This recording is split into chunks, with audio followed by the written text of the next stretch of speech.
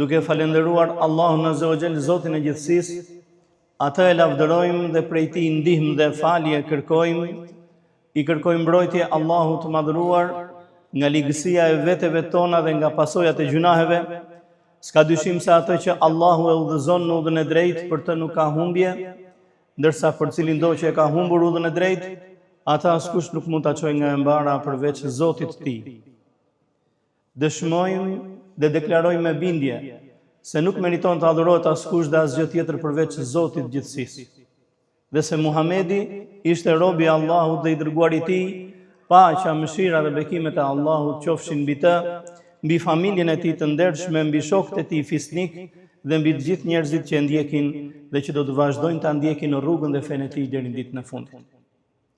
S'ka dyshim se fjala më e mirë dhe më e bukur është fjala e Allahut të madhëruar, është Kurani fisnik. Ndërsa udhëzimi më i mirë dhe më i drejtë është udhëzimi që na solli Muhamedi, i dërguari i Zotit. Ndërsa punët më të shëmtuara janë sajesat, trillimet, gënjeshtrat në lidhje me fen. Çdo sajes në fe është bidat.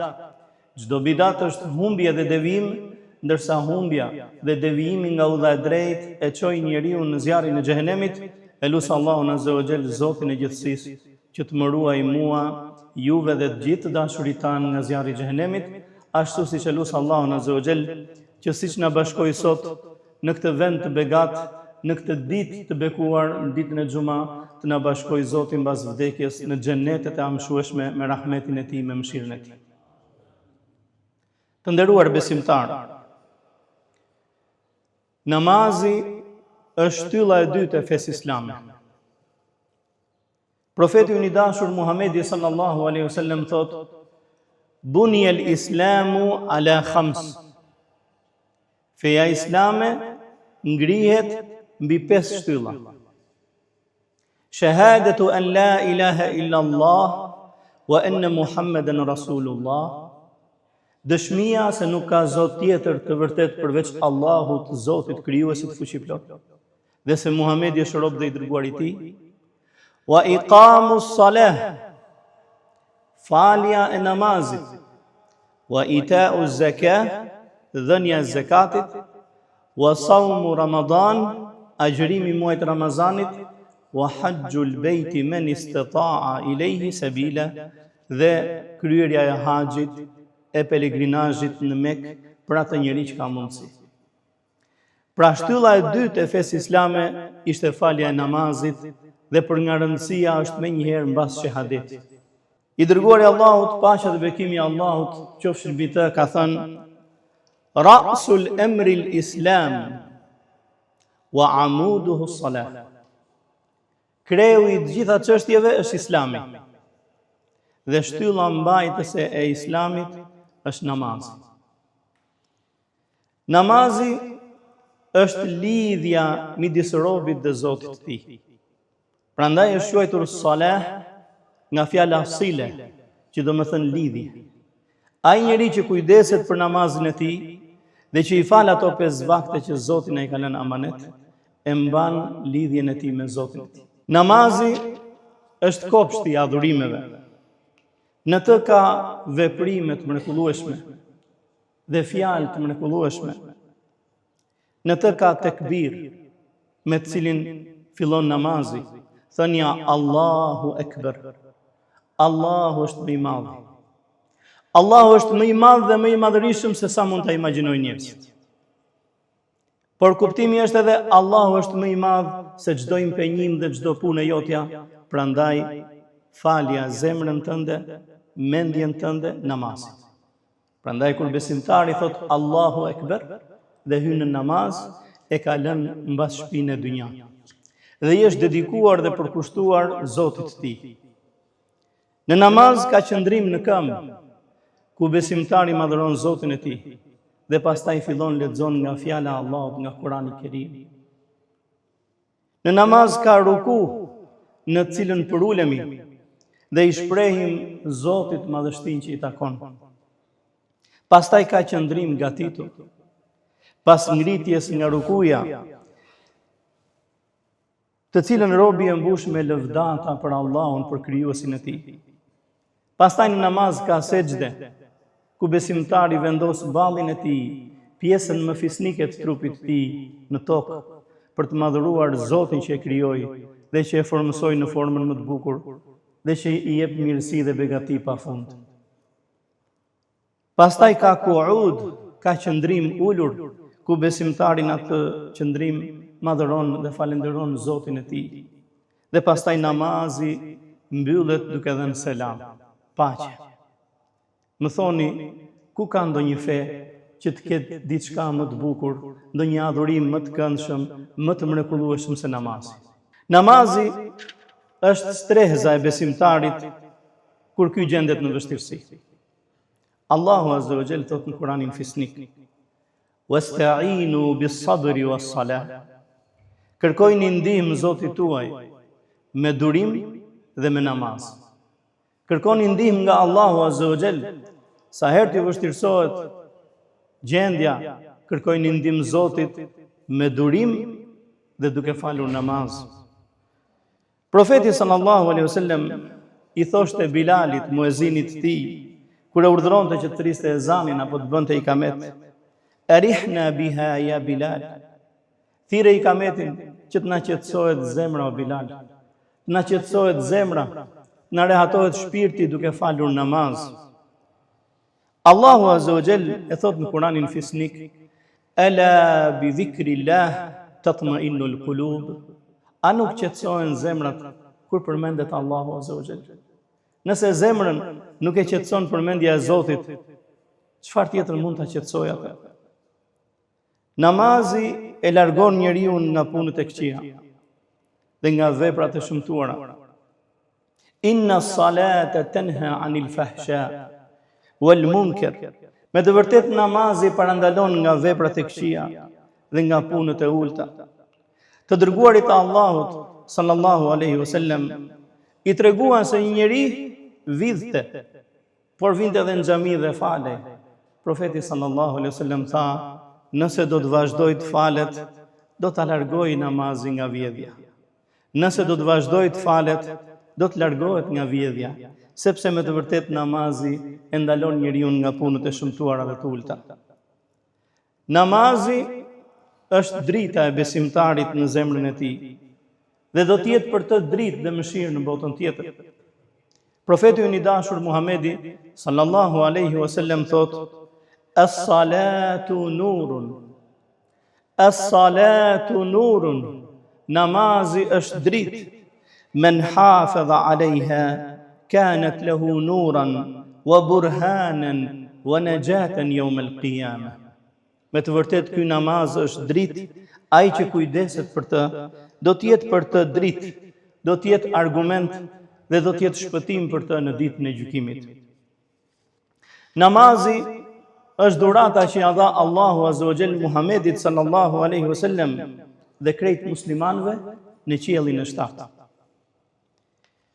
Allahu Azza wa Jall nuk e bëri obligim namazin siç kishte bërë obligime të tjera, por se e ngriti profetin sallallahu alaihi wasallam në natën e Isras dhe Mi'rajit dhe Allahu Azza wa Jall e obligoi atë me 5 namaze, të cilët për nga shpërblimi janë sa 50 namaze.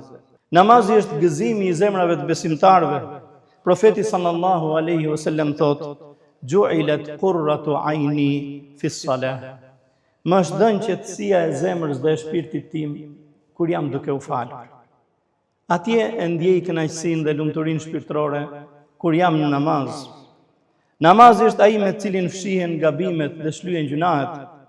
Profeti sallallahu alaihi wasallam ju tha një ditë sahabëve: "Më tregoni nëse dikush nga ju përpara shtëpisë së tij e ka një lumë me ujë të kulluar të pastër dhe lahet në atë lumë 5 herë në ditë, a mbetet në trupin e tij pa pastërti?"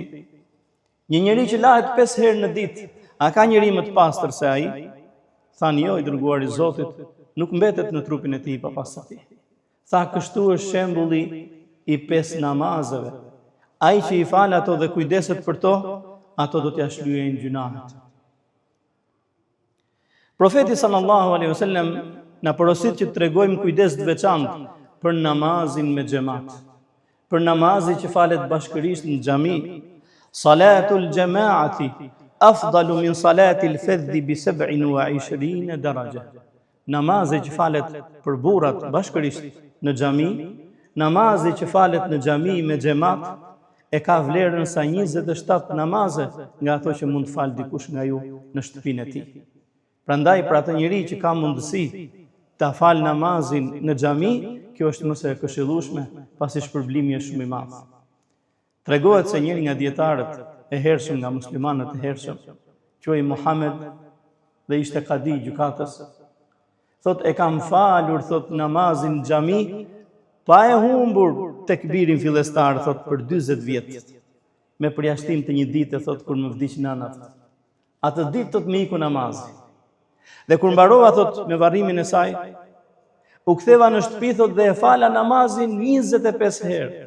Duke u nisur nga hadithi që thot namazi me xhamat ka shpërblimin 25 apo në një transmetim 27 herë sa namazi që falet vetë. E fala thot namazin farz dhe fala pastaj nafile thot 24 namaze të tjera thot. Me shpresën se po e arrish shpërblimin e namazit me xhamat. Dhe pastaj thot rash në gjumë, veçse kur e dëgjova një zë thot në ëndër që më tha: "O Muhammed, po lutja e melajkeve kur thon amin? Ku është lutja e melajkeve kur thon amin?" Pra edhe kjo nuk vlente aq sa vlenin ato rekate që do t'i falte bashkërisht në xhami, prandaj cili do që ka mundësi të mos e privoj veten nga shpërblimi i madh, por t'i fal namazet në xhami bashkë me muslimanët e tjerë. Abdullah ibn Mesudi radiallahu anhu thoshte: ai njeri që dëshiron t'i paraqitet Zotit vet nesër si musliman, ai që dëshiron dal para Zotit të tij në ditën e gjykimit si musliman, le të ketë kujdes dhe t'i fali ato 5 vakte namaz që Allahu na i ka bërë obligim. Dhe të mundohet t'i fali atje ku thirret, ku bëhet thirrja për to: hayya ala salah, eja në namaz; hayya ala falah, eja në shpëtim. Të mundohet t'i fal atje ku thirret ezani thot në xhami. Çdo kush thot që merr abdes apo gusul në mënyrën më të mirë dhe më të bukur, pastaj drejtohet për tek ndonjëra nga këto xhami thot, Allahu azza wa jall për çdo hap që hedh ja shkruan një sevap, ja fshin një gjuna dhe e lartëson një grad. Për çdo hap që e hedh, Zoti ta shkruan një sevap, ta fshin një gjuna dhe të lartëson një grad në botën tjetër. Pastaj Abdullah ibn Mesudi thoshte: nuk neglizhonte njeri, nuk tregoi njeri dembel thot për faljen e namazit në xhami në kohën e pejgamberit sallallahu alaihi wasallam, veçse ndonjëri që e dinim me siguri që ai ishte prej hipokritëve, ishte prej dy fytyrshve munafik. Natyrisht që bëjmë përjashtim këtu kur njeriu ka arsye. Në atë kohë thot e sillnin burrin thot, i cili nuk ecte dot kollaj me këmbët e veta thot. Mbështetej tek 2 persona të tjerë thot dhe vinte dhe drejtohej në saf që të falte namazin bashkë me muslimanët. Nga Ummu Seleme, nëna e besimtarve, transmetohet se porosia e fundit e të dërguarit të Allahut sallallahu alaihi wasallam para se të ndronte jetë ishte as-salatu as-salah, namazi namazi, wa ma malakat aymanukum. As-salatu as-salah wa ma malakat aymanukum, namazi namazi dhe kujdesuni për ata që i keni nën kujdestarin tuaj. Allahu azza wa jall i ka lavdëruar ata që e falin namazin dhe kujdesen për të dhe i porosisin dhe familjarët e tyre. Wadhkur fil kitabi Ismail, innahu kana sadiqal wa'di wa kana rasulan nabiyya wa kana ya'muru ahlahu bis salati waz zakati wa kana 'inda rabbih mardiyya. Përkujto në këtë libër o Muhammed Ismailin, ai ishte besnik në mbajtjen e premtimeve dhe ishte i dërguar, ishte profet. Ai e porosiste familjen e vet që ta falin namazin dhe ta japin zakatin, ai ishte shumë i pranishëm tek Zoti i tij. E lavdëron Allahu azza wa jall këtë profet nderuar Ismailin alayhis salam. Ai e porosiste familjen e vet që të ishin të rregullt me namaz. Të nderuar besimtarë, le të kujdesemi për namazin, sepse ai është shtylla e fesë, është drita e besimtarit dhe është shkaku i shpëtimit për të si në këtë botë, ashtu edhe në botën tjetër. O Allah, na bëj nga ata që rregullisht e falin namazin, që janë të përulur në të, dhe pranoj atë prej nesh, o Zoti ynë, me të vërtet ti je dëgjues i gjithdijshëm. Aqulu qawli hadha wastaghfirullaha li wa lakum. Alhamdulillahi rabbil alamin, wa sallallahu wa sallam ala sayyidil anbiya'i wal mursalin, nabiyina Muhammedin wa ala alihi wa sahbihi ajma'in. Të nderuar vëllezër dhe motra musliman, vazhdimësia dhe këmbgulja në faljen e namazeve obligative është nga ato shkaqe që ta fitosh xhenetin. Allahu Azza wa Jall thot në Kur'anin Kerim, në fillimin e surës Al-Mu'minun, qad aflaha al-mu'minun. Është e sigurt se kanë shpëtuar në botën tjetër besimtarët. Është e sigurt se kanë shpëtuar besimtarët. Pastaj Allahu Azza wa Jall përmend disa nga sifatet, nga cilësitë e këtyre besimtarëve të shpëtuar. Zoti na bëft prej tyre. Alladhina hum fi salatihim khashi'un, të cilët e falin namazin e tyre me frikë respekt. Pastaj Allahu Azza wa Jall përmend të tjera cilësi të tyre, se ata kujdesen për amanetin, e ruajnë nderin. Pastaj kthehet përsëri te namazi, thot Zoti ynë, walladhina hum ala salawatihim yuhafizun, ata të cilët e ndjekin me rreptësi plotësimin e faljes namazit, sa i takon kohës, sa i takon saktësisë së abdesit, gusulit, pastërtisë, ata që kujdesen për namazin e tyre. Ulaike humul warithun, këta janë ata që do ta trashëgojnë. Alladhina yarithuna al-firdaus, do të trashëgojnë xhenetin e Firdausit. Hum fiha khalidun, në të do të jenë të lumtur përjetësisht. Falja e namazit është shkak për arritjen e shpëtimit në botën tjetër. Nga sahabiu i nderuar Ebu Hurajra, transmetohet se profeti sallallahu alaihi wasallam ka thënë: gjëja e parë për të cilën do të pyetet njeriu në ditën e gjykimit është namazi.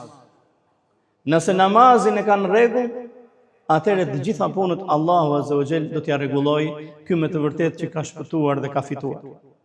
Ndërsa nëse namazi i tij nuk është në rregull, atëherë mirë për të, asnjë punë nuk e ka në rregull. Ne e përmendëm pak më herët hadithin në të cilin i dërguari Allahu sallallahu alaihi wasallam thoshte: ai që kujdeset për namazin e tij do të jetë për të dritë, do të jetë argument dhe shpëtim në ditën e gjykimit.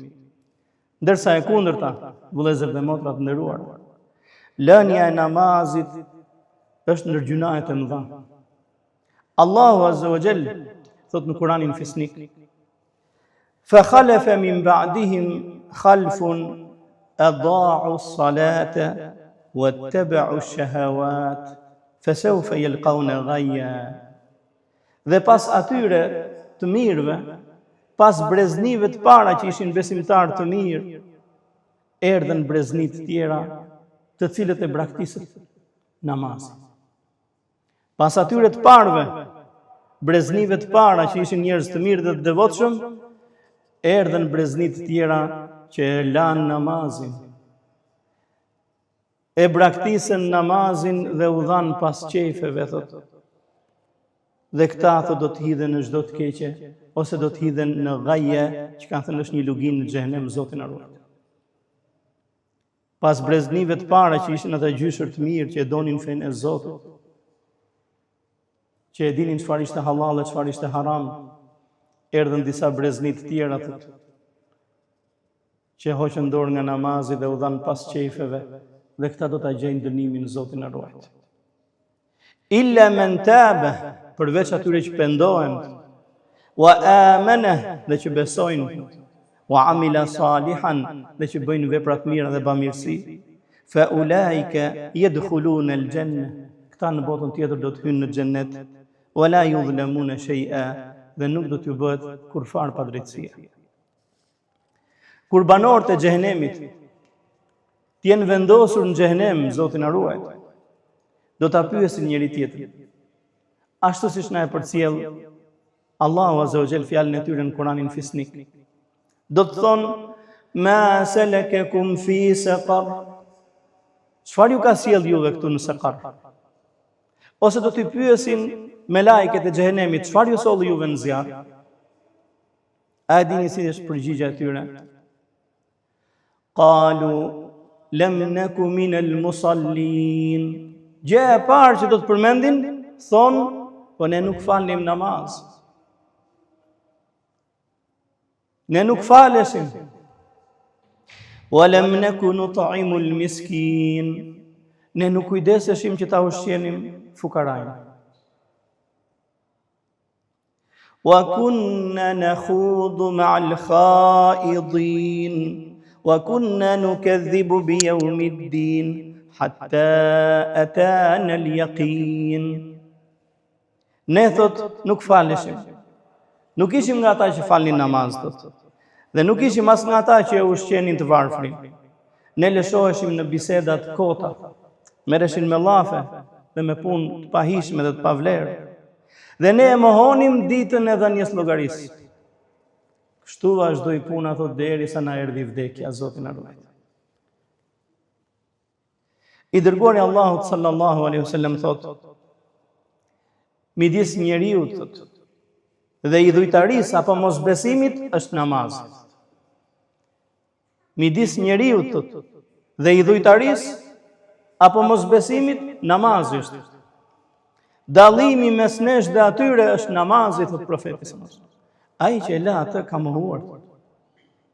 Ka bërë punë si ajo e mohusme. Gati nuk e meriton të quhet musliman. Dallimi i vërtet thot mes nesh dhe atyre ky namaz është. Fal namaz, je musliman. Të nderuar besimtarë, që namazi të jetë i pranuar tek Zoti i gjithësisë, ashtu siç edhe për çdo adhurim tjetër, duhet patjetër të plotësohen dy kritere. E para, sinqeriteti. Çdo adhurim, e po ashtu edhe namazin, duhet ta falim me sinqeritet për të fituar kënaqësinë e Zotit.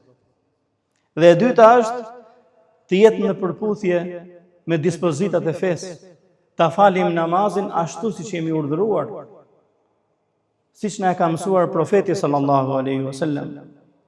Argument për të parën, për sinqeritetin, është fjala e profetit sallallahu alaihi wasallam: innamal a'malu binniyat wa innama likulli imri'in ma nawa.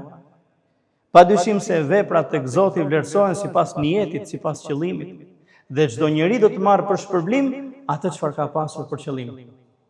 Edhe namazi, tham, si çdo adhurim, duhet të jetë i sinqert për hir të Zotit. Dhe e dyta, të jetë në përputhje me atë çfarë na ka mësuar profeti sallallahu alaihi wasallam. Argument për këtë është fjala e tij: men ahdatha fi amrina hadha ma laysa minhu fa huwa rad. Cili do që shpik në fen ton diçka që nuk e kemi vepruar ne, ajo është refuzuar. Po ashtu profeti sallallahu alaihi wasallam thoshte: sallu kama ra'aytumuni usalli. Faluni ashtu siç më keni parë mua, u thoshte sahabëve, duke u falur. Faleni namazin, u thoshte sahabëve, siç më keni parë mua ta falat.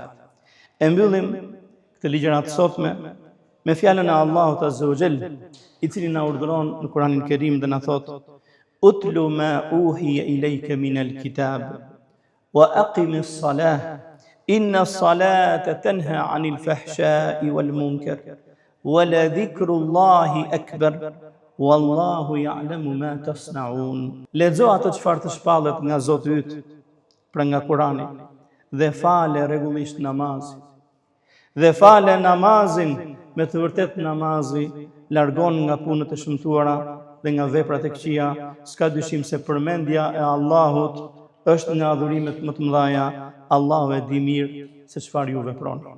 Lut Allahun azza wa jall, Zotin e gjithësisë, që të na bëjë nga ata që janë të rregullt me kryerin e namazit, e kësaj shtylle mbajtëse të fesë. Lut Zotin të na bëjë nga ata që e falin rregullisht namazin me frikë respekt, ashtu siç ka urdhëruar Zoti i gjithësisë. Lut Allahun azza wa jall të na jap shëndet, të na jap forcë që ta kryejmë këtë obligim sa të jemi gjallë. Lutja në fundit është paqja, mëshira dhe bekimet qofshin mbi vulën e profetëve Muhamedin, mbi familjen e tij të ndershme, mbi shokët e tij fisnik dhe mbi të gjithë njerëzit që e ndjekin dhe që do të vazhdojnë ta ndjekin në rrugën dhe fenë e tij deri në ditën e fundit. Ibadallah, inna Allaha wa malaikatahu yusalluna 'alan nabi ya ayyuhalladhina amanu sallu alayhi wa sallimu taslima. اللهم صل وسلم وبارك على نبينا محمد وعلى آله وصحبه أجمعين. أقول قولي هذا واستغفر الله لي ولكم وأقم الصلاة.